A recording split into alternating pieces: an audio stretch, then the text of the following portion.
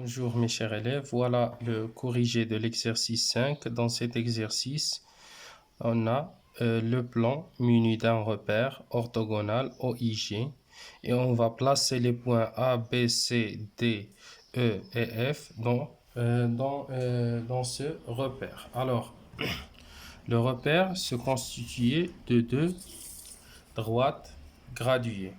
Lorsqu'on dit le repère orthogonal, alors signifie que les droites graduées, que les deux droites graduées sont perpendiculaires en leur origine.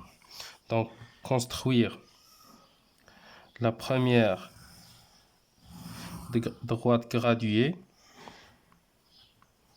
c'est la droite verticale. Donc, en utilisant 1 cm pour l'unité de graduation,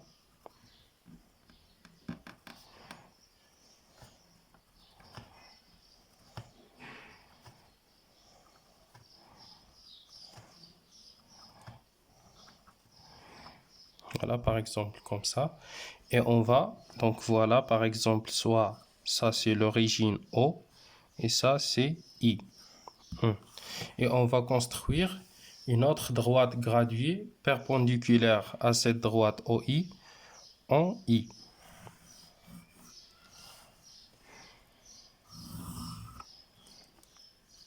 Voilà le sens en haut et le sens de cet axe, c'est l'axe des abscisses, le sens positif à droite.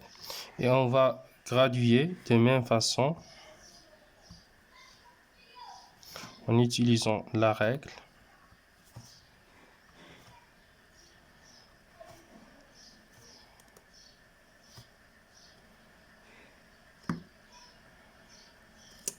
Donc voilà, ça c'est la droite graduée OJ. La droite verticale s'appelle l'axe des ordonnées. Alors comme tout point du plan défini par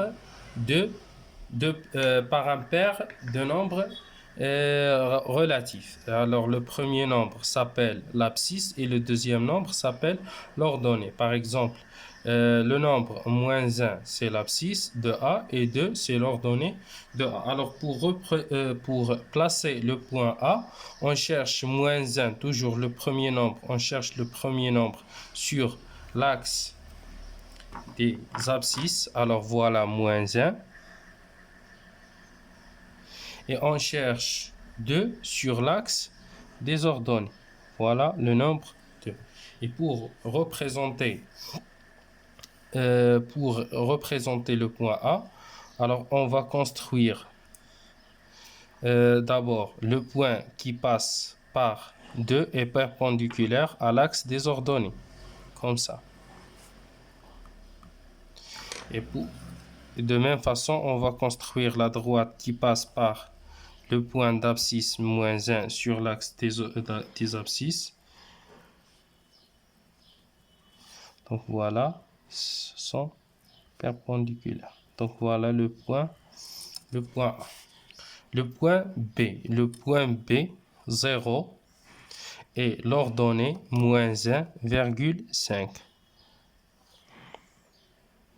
L'ordonnée -1,5. Donc voilà -1,5. Donc voilà le point B. Le point B appartient à l'axe des ordonnées. Pourquoi? Lorsque l'abscisse est 0, alors le point appartient à l'axe des ordonnées. Maintenant, le point C. Le point C d'abscisse 3 et d'ordonnée -3. Donc, on va chercher 3 sur l'axe des abscisses. Donc, voilà, 3 sur l'axe des abscisses et -3. Voilà, -3 sur l'axe des ordonnées. On va construire la droite perpendiculaire au point d'abscisse 3 et perpendiculaire à l'axe des abscisses. Et la deuxième droite en utilisant les pointillés seulement. Donc voilà le point C. Maintenant, on va placer le point D d'abscisse moins 3. Donc, on cherche moins 3 sur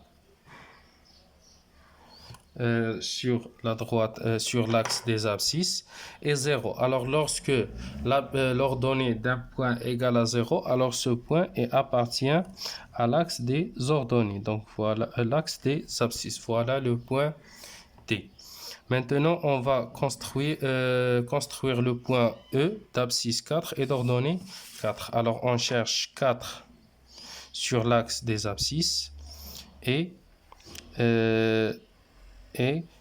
4 sur l'axe des ordonnées. Et on va construire les droites perpendiculaires à l'axe des abscisses et à l'axe des ordonnées.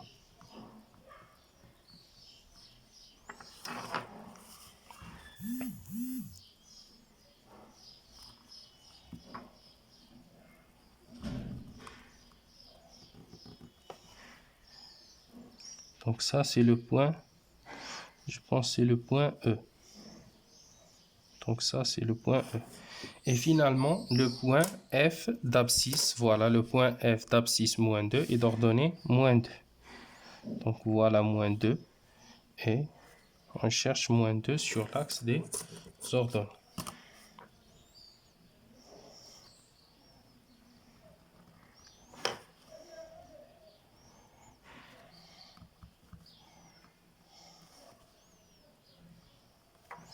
Donc ça, c'est le point F. Donc voilà la représentation des points sur ou bien dans le plan. Donc sur une droite graduée, le point est défini par un nombre appelé l'abscisse. Et dans le plan ou bien dans le plan muni d'un repère, tout point du plan est défini par un paire de nombres relatifs, s'appelle les coordonnées. D'accord?